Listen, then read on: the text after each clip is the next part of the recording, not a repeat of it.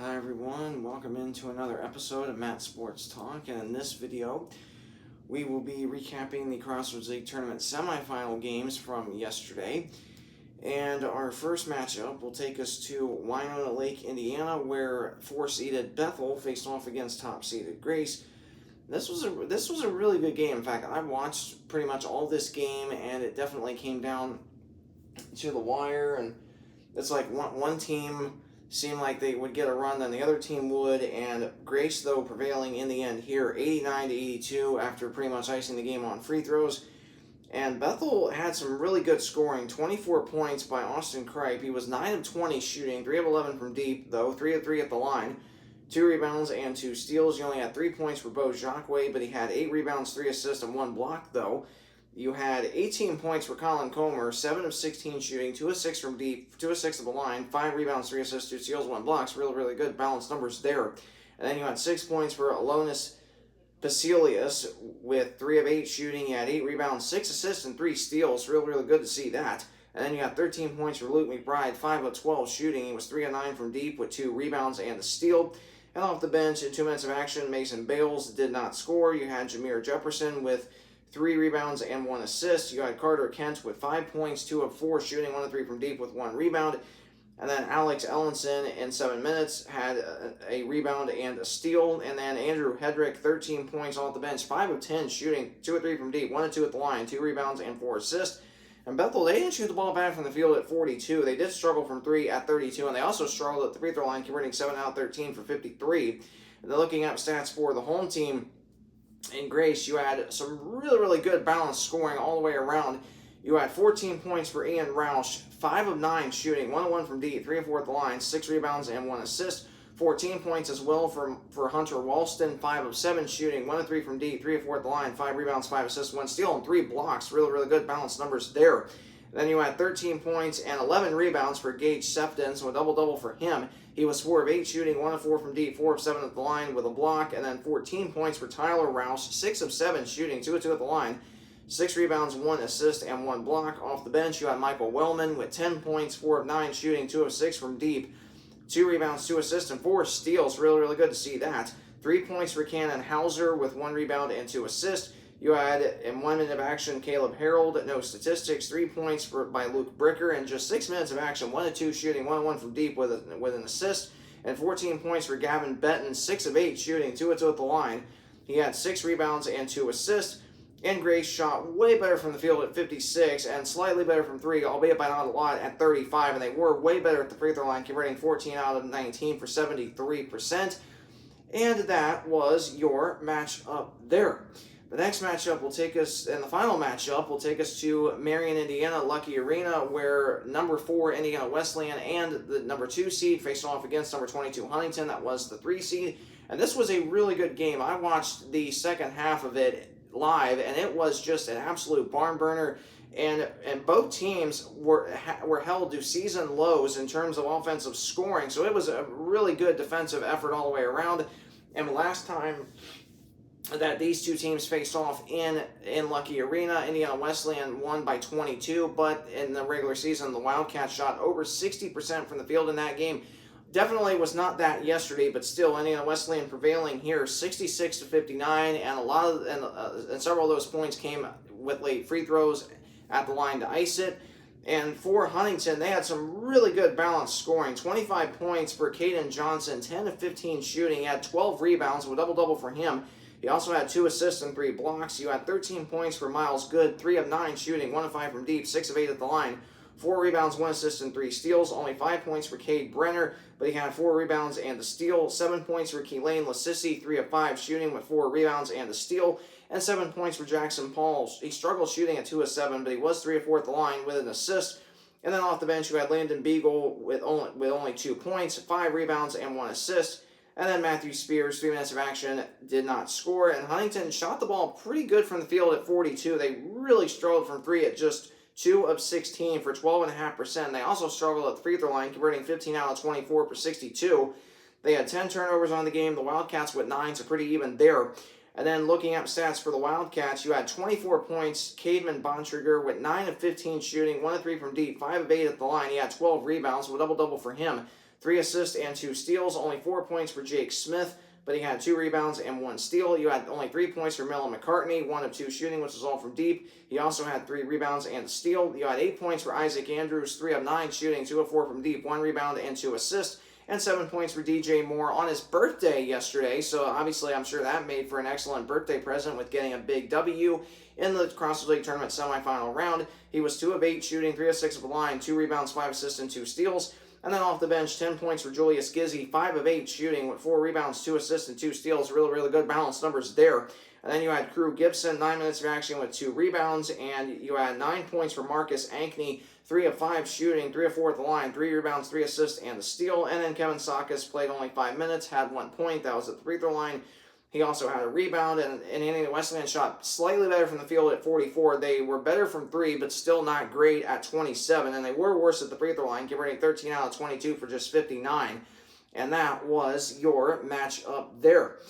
And that concludes recapping all of the semifinal games from yesterday. So looking ahead to Tuesday night's game in the Crossroads League Tournament Championship, it will be 2-seed Indiana Wesleyan at 1-seeded Grace. And of course, that game does not matter for either team because both teams have already clinched bids in the national tournament. Grace, of course, won the regular season.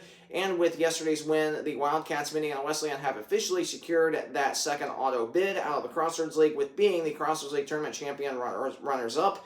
So they have officially punched their ticket into a national tournament. So looking at the updated standings going into the game on Tuesday night, Grace 27-3 on the year. They are a perfect 15-0 at home, so they'll be looking to maintain that perfect home record on Tuesday. The Wildcats go to 26-4. They go to 15-1 at home, entering the national tournament as they will be hosting the 2 opening rounds coming up in 2 weeks. So they will, again, I believe the 3rd year in a row, possibly, at least I'm pretty sure that they will be looking to run the table at home, except to Grace. 15-1 at home for the Wildcats, and then of course you have the Bethel Pilots. They fall to 23-7. However, they have officially punched their ticket to the national tournament via an at-large bid. 23-7 for them.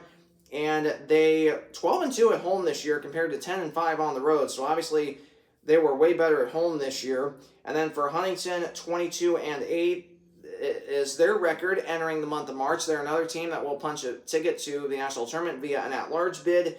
And they also had a really good year at home, 13-2, and compared to just 6-6 on the road. So obviously being on the road really hurt Huntington this year. And then the Taylor Trojans, 19-10. They are looking to gain an at-large berth in the national tournament. They were another team this year, 10-3 at home compared to 6-7 on the road. And then Mount Vernon Nazarene looking for another at-large bid. However, right now that looks pretty unlikely. 17-12 for them, as they're hoping to gain an at-large bid. They were another team, lights out at home this year, 11-2 compared to 6-10 on the road. And they only won 1 league game on the road this year. That was at Goshen, the second to last game of the regular season. And then, of course, St. Francis ended their year 12-16. They were better at home, 8-5 compared to 3-11 on the road. Spring Arbor ended their year 13-16. Again, they were another team way better at home at 10-4 compared to 3-11 on the road. Goshen ended their year 9-19. They were 5-9 at home compared to 4-10 on the road. And Marion was 5-23 this year. They were 4-10 at home, but they were 0-11 on the road. Did not win a single road game this year, and they lost their final 14 games, which was the worst ending to their season since 2007/2008. So that is an updated view of the standings, where on the men's side, where everybody stands entering the national tournament, at least for some of them, but others where they will stand, at least for at the moment. And then looking at the women's standings real quick, Marion goes into tomorrow night's game against St. Francis 28-2. They won 11 straight games. St. Francis goes into that game 27-3. Spring Arbor looking to gain an at-large berth into the national tournament at 22-7. Depending on how some of the other conferences go, especially because Tabor out of the KCAC has officially taken away a bid because they, not just because of being the 7th seed in that conference tournament, but they advanced to the tournament championship game against top-seeded Evangel. So therefore, Tabor gets the second auto bid there. And then Bethel out of Indiana, they are 20-10. They're hoping for an at-large berth in the national tournament. Huntington 18-11. Another team looking to gain an at-large berth. Indiana Wesleyan 7-13. Another team looking to gain an at-large berth into the tournament. And Taylor 17-12, also looking to gain an at-large berth into the national tournament. And for Spring Arbor, pretty even numbers, home and away, 10-3, 11-4 respectively. St. Francis 12-2, 14-1 respectively. Marion 14-1, 12-1 respectively. Home and away, Bethel 8-4, 9-6 away. Huntington 11-4 at home, 7-6 away. Indiana Wesleyan 8-4 at home, 7-8 on the road, respectively. Taylor 10-4 at home compared to 7-8 on the road. Grace 6-8 at home, 6-9 away. Mount Vernon Nazarene 4-7 home, 4-12 away, and then Goshen 3-10 at home and 0-12 away. So those are the updated view of all the standings heading into, at least for those teams still alive in that hunt, going into the national tournament, and for others where they currently sit in hopes of an at-large berth, and for others where they finished. And of course the 16 first and second round host sites are going to be announced tomorrow, so that will be interesting to see how all that plays out. And of course, I will be going over the updated RPI numbers with you. Those are going to be coming out Tuesday. That will be the final one before the national tournament. And then I'm hoping on, I don't know if it's going to be Wednesday or Thursday when the final ARC and the final quad numbers are out or not. It's going to be interesting to see how that plays out. But make sure that you subscribe to my channel down below so you do not miss out on any of